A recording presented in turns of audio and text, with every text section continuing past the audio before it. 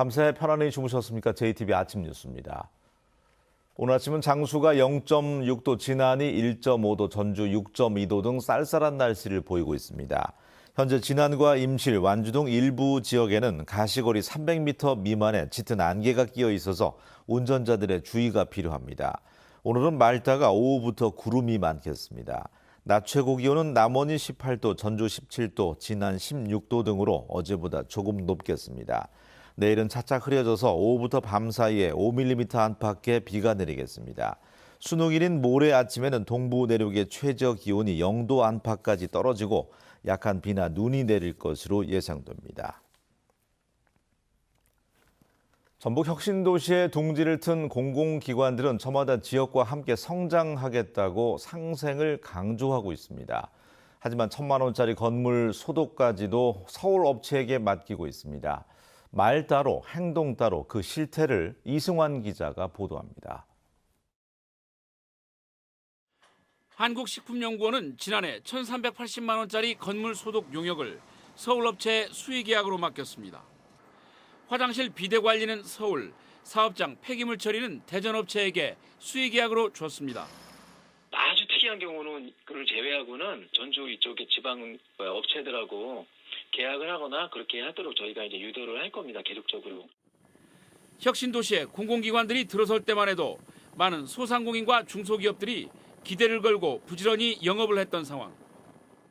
하지만 실제로 그런 노력에도 불구하고 저희한테 돌아오는 매출이나 그런 부분은 많이 미비하거나 아예 없는 경우도 많습니다. 전라북도가 12개 공공기관에게 수의계약 자료를 요청한 결과 계약업체 소재지를 밝혀 답을 해온 곳은 4곳뿐이었습니다.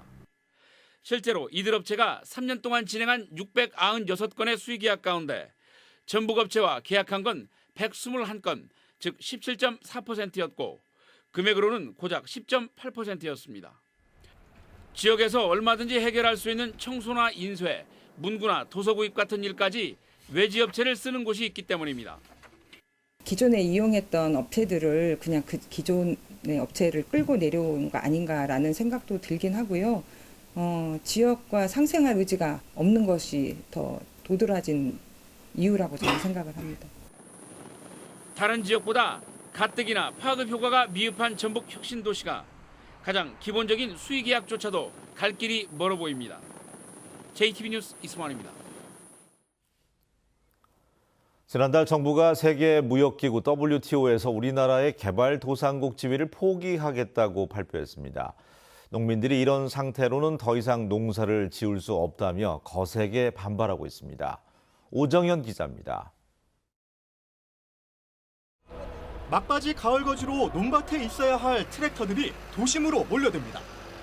정부가 세계무역기구 WTO에서 우리나라의 개발도상국 지위를 포기하기로 하자 더 이상 농사를 못 짓겠다며 농민들이 트랙터를 반납하겠다고 나선 겁니다. 개도국 지위 포기 방침 처리해라! 볼이나 밀도 아직 덜 갈았고 가을 거제 덜 끝난 상황인데 농업 포기죠. 이거는 농업을 이제 더 이상 정부에서 지키지 않고 시장 원리에 맡기겠다라고 선언한 거랑 똑같은 거죠. WTO 개도국 지위 포기는 앞으로 있게 될 협상부터 적용되는 만큼 당분간 개도국 특혜는 변동이 없다는 게 정부 설명.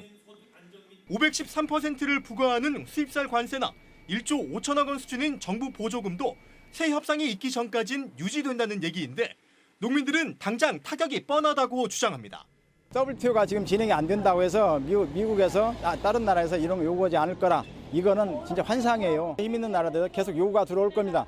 그러면 당장 내년부터 쌀 관세율도 낮춰야 되고. 정부는 작물과 관계없이 동일한 보조금을 지급하는 공익형 직불제 도입을 추진하는 등 성난 농심 달래기에 나섰지만 농민들은 개도국 지위 포기는 받아들일 수 없다는 입장. 전라북도 농민들은 전주와 남원 등에서 집회를 계속한 뒤 오는 30일 전국 농민대회까지 투쟁을 이어갈 거라고 예고했습니다. JTBC 뉴스 오정현입니다. 익산시가 농업인들이 20년 전부터 사용해온 농업인 회관에 대한 매각을 추진해서 반발을 사고 있습니다. 익산시는 북부 청사 건립 비용 마련을 위해서 어쩔 수 없다는 입장이지만 농민들은 철회를 촉구하고 있습니다. 김진영 기자가 취재했습니다. 익산시 소유의 건물로 20년 전부터 농민단체들이 사용한 농업인 회관입니다. 현재 익산농민회와 친환경농업인연합회, 익산시 여성농민회가 입주해 있습니다. 그런데 이들 단체가 농업인 회관을 떠나야 할 처지에 놓였습니다. 익산시가 하메르베 조성하는 북부청사 건립 비용을 충당하기 위해 매각을 결정했기 때문입니다. 농민단체들은 오랫동안 사용해온 농업인 회관을 비워줄 수 없다며 강하게 반발하고 있습니다. 익산시가 자신들을 무시한 채 시의회하고만 이전 협의를 강행하고 있다며 불만을 드러냅니다. 진정으로 우리하고 협의를 한 이후에 우리가 이주할 수 있는 공간이다, 신축 건물 준다든가 대체 정책 충분히 협의가 됐을 때 그 이후에 의회하고 협의를 하는 것이 맞다고 생각합니다. 익산시는 북부청사 인근에 새로 마련한 건물로 이들 단체들이 옮겨가면 된다는 입장입니다. 북부청사 후면동에 리모델링을 하고 있기 때문에 그 단체 희망하는 입주를 희망하는 그 단체들은 다 수용해서 그 사무실 공간을 좀 내주고 있습니다. 익산 농업인 회관 매각은 입법 예고된 관련 조례 개정안이 시의회의 의결을 거치면 조만간 결정될 전망입니다. 그러나 농민단체는 매각을 절대 받아들일 수 없다며 강경한 입장이어서 갈등은 쉽게 풀리지 않을 것으로 보입니다. JTBC 뉴스 김진영입니다. 전북도민들의 압도적인 지지로 탄생한 문재인 정부가 임기의 반환점을 돌았습니다. 대선 기간에 전북의 친구가 되겠다던 문 대통령은 취임 후 4차례나 전북을 방문했습니다. 하지만 새만금 사업을 제외하면 상당수의 공약은 여전히 실현되지 않고 있습니다. 하원호 기자입니다. 취임 22일 만에 군산을 찾은 문재인 대통령은 속도감 있는 개발이 중요하다며 새만금을 직접 챙기겠다고 말했습니다. 핵심 인프라를 빠른 시일 내에 확충하여 새만금이 환황의 경제권의 거점이 되도록 최선을 다하겠습니다. 약속대로 새만금 사업엔 속도가 붙었습니다. 공공주도 매립을 위해 새만금 개발공사가 설립됐고 새만금 국제공항 건설도 예타 면제 대상으로 선정됐습니다. 전북 출신 장 차관급 인사도 23명으로 역대 최고 수준을 기록했고 6조 원대에 머물렀던 전북 예산도 2년 연속 7조 원을 돌파했습니다. 적지 않은 성과가 있었지만 아쉬운 부분도 많습니다. 대통령 공약이었던 제3금융중심지 지정은 유보 상태로 머물러 있고 군산조선소 재가동 역시 기약이 없습니다. 탄소산업진흥원 설립을 위한 탄소소재법은 국회에 발목이 잡혀 있습니다. 군산조선소 문제나 제3금융중심지 조성 같은 부분들도 저희 도가 주도적으로 노력하고 정치권과 연대를 해서 집권 후반기에 가시적인 성과가 도출될 수 있도록. 지난 대선에서 가장 높은 지지를 보냈던 도민들은 문재인 정부가 남은 임기 동안 전북의 어떤 친구가 될 것인지 지켜보고 있습니다. JTBC 뉴스 하원호입니다. 다양한 시설을 갖춘 순창 발효소스 토굴이 관광객들에게 큰 인기를 모으고 있습니다. 진안군이 아토피 치유마을 입주자를 모집합니다. 나금동 기자가 자세히 전합니다. 장의 역사를 한눈에 볼 수 있는 전시관은 물론 가상현실 체험까지 순창 발효소스 토굴에 관광객들이 몰리고 있습니다. 올해 들어 지난달까지 7만 8천 명이 찾으면서 지난해 같은 기간보다 2만 명 넘게 늘었습니다. 순창구는 올해 처음으로 관광객 10만 명을 달성할 것으로 기대하고 있습니다. 진안군이 정천면에 조성 중인 아토피 치유마을 입주자를 모집합니다. 신청 자격은 아토피 안심학교에 재학 중이거나 재학 예정인 아토피 환아가족으로 진안군으로 반드시 전입신고를 해야 합니다. 진안군 아토피 치유마을 조성으로 현재 아토피 안심학교로 지정된 조림초와 부기중학교의 운영도 활성화될 것으로 기대됩니다. 남원시가 노암동 금암공원을 야경이 아름다운 가족 생태공원으로 조성합니다. 남원시는 4만 제곱미터 규모의 금암공원에 잔디광장과 폭포, 전망대, 갈대조명 등을 새로 설치해 오는 2024년까지 야경 명소로 만들 계획입니다. 광활루원과 테마파크 등 주요 관광지와 연계한 관광남원의 새로운 랜드마크로 조성해 나가겠습니다. 익산 교도소 세트장이 한국상품학회가 시상하는 대한민국 상품대상을 받았습니다. 지난 2005년 폐교를 활용해 조성된 교도소 세트장은 7번 방의 선물, 신과 함께 2 등 국내외 영화와 드라마 300여 편이 촬영됐습니다. JTB 뉴스 나금동입니다. 내년도 국가 예산을 최종 심의하는 국회 예결위 예산소위에 전북 국회의원이 8년 만에 단 한 명도 들어가지 못했습니다.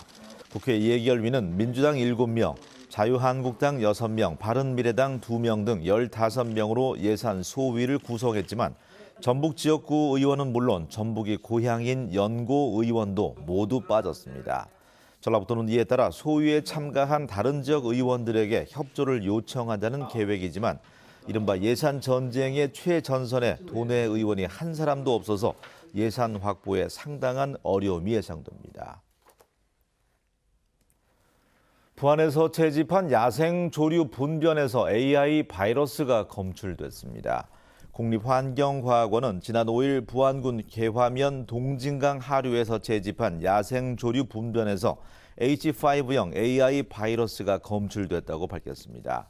환경과학원은 이 바이러스의 고병원성 여부를 조사하고 있습니다.